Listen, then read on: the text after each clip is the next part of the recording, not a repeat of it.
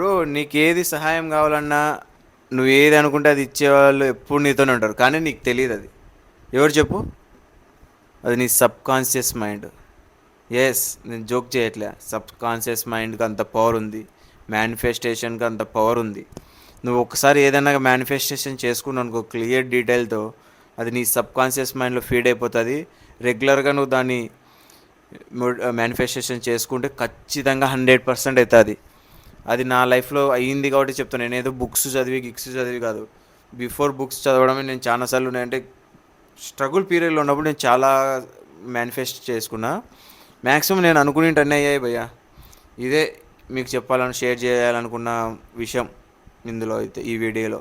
Sub conscious మైండ్కి అంత power ఉంది. ఒకవేళ మీరు ఇంకా ప్రాక్టికల్గా నాకు కావాలి డీటెయిల్స్ అంటే మీరు కామెంట్ చేయండి. నా దగ్గర ఒక బుక్ కూడా ఉంది, the power of sub conscious mind అని.